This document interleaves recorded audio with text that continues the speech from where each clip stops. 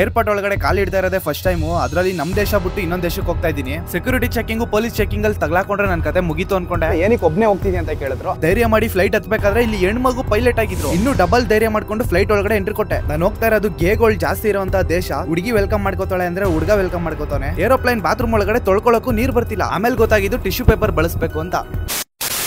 ನಾನು ಭೂಮಿ ಮೇಲೆ ನಿಂತ್ಕೊಂಡು ಆಕಾಶದಲ್ಲಿ ಏರೋಪ್ಲೇನ್ ಹೋಗ್ತಾ ಇರೋದು ನೋಡಿ ಖುಷಿ ಪಡ್ತಿದೆ. ಲೈಫಲ್ಲಿ ಒಂದ್ಸಲ ಆದ್ರೂ ಏರೋಪ್ಲೇನ್ ಅಲ್ಲಿ ಹೋಗ್ಬೇಕು ಅಂತ ಆಸೆ ಇತ್ತು. ಈಗ ನನಗೆ ಟೈಮ್ ಬಂದಿದೆ, ಏರೋಪ್ಲೇನ್ ಅಲ್ಲಿ ಹೋಗ್ತಾ ಇದ್ದೀನಿ. ಸೊ ದೇಶ ಬಿಟ್ಟು ಇನ್ನೊಂದು ದೇಶಕ್ಕೆ ಹೋಗ್ತಾ ಇದ್ದೀನಿ. ಅದಕ್ಕೆ ನನ್ನ ಬಿಡೋದಕ್ಕೆ ಅಂತ ನಮ್ಮ ಫ್ರೆಂಡ್ ಬಂದವನೆ. ಯಾವ ದೇಶ ಏನು ಅಂತ ಮುಂದೆ ನೀವೇ ನೋಡ್ಬೇಕಾಗುತ್ತೆ. ಇಡೋ ಇದು ಹಿಂಗಲ್ಲ ಅನ್ಸುತ್ತೆ ಕಣೋ. ಇಲ್ಲೇ ತೋರ್ಸೋರಲ್ಲ, ಹಿಂಗ್ ಓಪನ್ ಮಾಡ್ಬಿಟ್ಟಿಡಕ್ಕೆ ಹೆಂಗಿಡೋದು ಏನ್ ಮಾಡ್ಬೇಕು ಅಂತ. ಇವರು ಏರ್ಪೋರ್ಟ್ ಅಲ್ಲಿ ನನ್ನ ನೋಡಿ ಗುರ್ತಿಡ್ದು ಮಾತಾಡ್ಸಿದ್ರು. ತುಂಬಾ ಖುಷಿ ಆಯ್ತು. ಒಳಗಡೆ ಬಿಟ್ಟರು ಎಲ್ಲ ವೆರಿಫೈ ಮಾಡಿದ್ರು. ಏರ್ಪೋರ್ಟ್ ಒಳಗಡೆ ಎಂಟ್ರಿ ಕೊಡ್ತಾ ಇರೋದೇ ಇದೇ ಫಸ್ಟ್ ಟೈಮ್. ನಾನು ಇನ್ನು ಇಂಟರ್ನ್ಯಾಷನಲ್ ಟ್ರಿಪ್ ಬೇರೆ ಮಾಡ್ತಾ ಇದ್ದೀನಿ. ದೇಶ ಬಿಟ್ಟು ದೇಶಕ್ಕೆ ಬೇರೆ ಹೋಗ್ತಾ ಇದ್ದೀನಿ.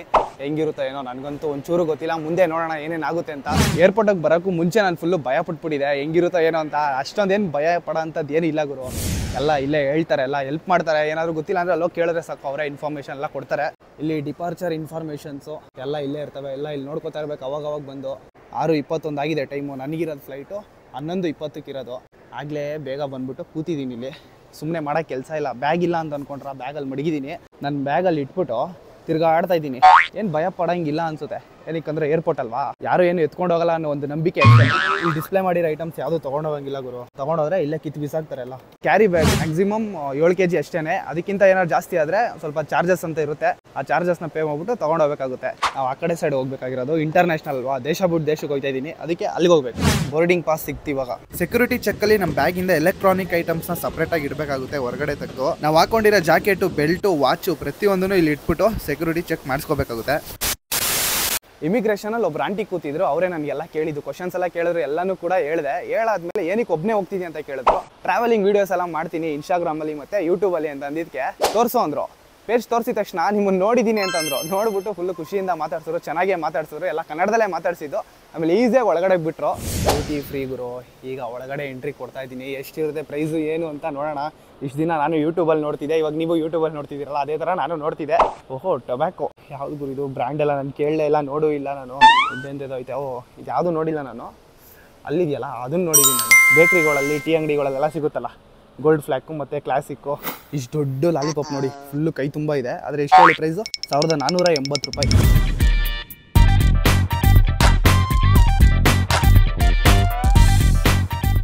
ಗುರು 1 ರೂಪಾಯಿಗೆ 2 ರೂಪಾಯಿಗೆಲ್ಲ ಅನ್ಲಿಮಿಟೆಡ್ ಫುಡ್ಡು ಏರ್ಪೋರ್ಟಲ್ಲಿ ತಿನ್ಬೋದು ಅಂತ ಎಷ್ಟೊಂದು ಕಡೆ ಕೇಳಿದೆ. ಆದರೆ ಇಲ್ಲಿಗೆ ಬಂದರೆ ನನಗೆ ಎಲಿಜಿಬಲೇ ತೋರಿಸ್ತಿಲ್ಲ ಗುರು. ನನ್ನ ಕಾರ್ಡೆಲ್ಲ ಕೊಟ್ಟೆ, ಎಲಿಜಿಬಲೇ ಇಲ್ಲ. ಅದು ಸೆಲೆಕ್ಟೆಡ್ ಕಾರ್ಡಿಗೆ ಮಾತ್ರ ಎಲಿಜಿಬಲ್ ಇರುತ್ತೆ. ನಮ್ಮ ಹತ್ರ ಇರೋ ಕಾರ್ಡ್ಗಳೆಲ್ಲ ಯೂಸ್ ಮಾಡಿದ್ರೆ ಎಲಿಜಿಬಲೇ ತೋರಿಸ್ತಿಲ್ಲ. ನಾನೇನೋ ಕ್ಯಾಶ್ ಕೊಡಬೇಕು ಇದಕ್ಕೆ ಅಂದ್ಕೊಂಡೆ.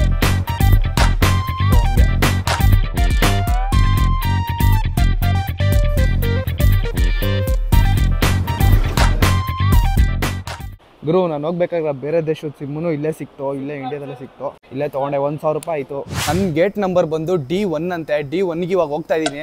ಗುರು ಇಷ್ಟು ಜನನೂ ಕಾಯ್ತವ್ರೆ ದೇಶ ಬಿಟ್ಟು ಇನ್ನೊಂದು ದೇಶಕ್ಕೆ ಹೋಗೋಕ್ಕೆ.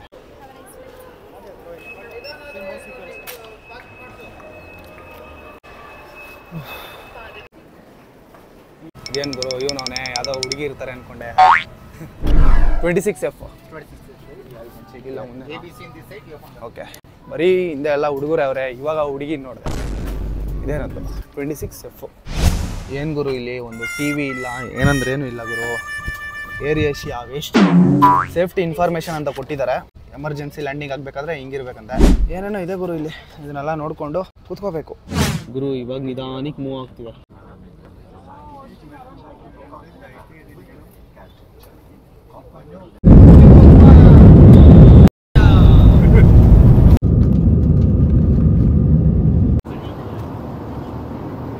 ನನ್ಗೊಂದು ಕ್ಯೂರಿಯಾಸಿಟಿ, ಫ್ಲೈಟ್ ಒಳಗಡೆ ಯಾವ ತರ ಬಾತ್ರೂಮ್ ಇರುತ್ತೆ, ಹೆಂಗೆ ಏನು ಅಂತ.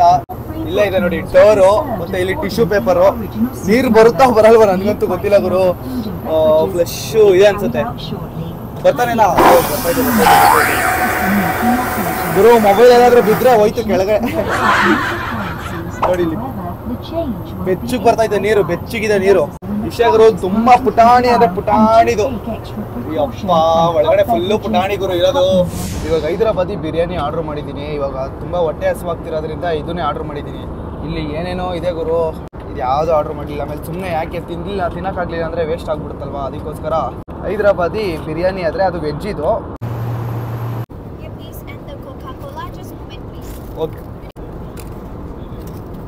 180 ಇವಾಗ ಇಷ್ಟೆಲ್ಲ ಕೊಟ್ಟಿದ್ದಾರೆ. ಒಂದು ಕೋಕು ಮತ್ತು ಇನ್ನೊಂದು ಹೈದ್ರಾಬಾದಿ ವೆಜ್ ಬಿರಿಯಾನಿ ಜೊತೆಗೆ ಐಸ್ ಕೊಟ್ಟಿದ್ದಾರೆ. ನಾನು ಯಾವ ದೇಶಕ್ಕೆ ಹೋಗ್ತಾ ಇದೀನಿ ಅಂತ ನಿಮ್ಗೇನಾದ್ರೂ ಗೊತ್ತಾಗಿದ್ರೆ ಕಮೆಂಟ್ ಮಾಡಿ. ಹಾಗೆ ನಾನು ಯೂಟ್ಯೂಬ್ ಚಾನಲ್ನ ಮಿಸ್ ಮಾಡ್ದೇನೆ ಸಬ್ಸ್ಕ್ರೈಬ್ ಮಾಡಿ. ಇನ್ನು ಮುಂದೆ ಮಸ್ತಲ್ಲಿರೋ ವಿಡಿಯೋಸ್ ಬರುತ್ತೆ. ಅಲ್ಲಿವರೆಗೂ ನಗ್ನಗ್ತಾ ಎಂಜಾಯ್ ಮಾಡ್ಕೊಂಡು ಆರಾಮಾಗಿರಿ.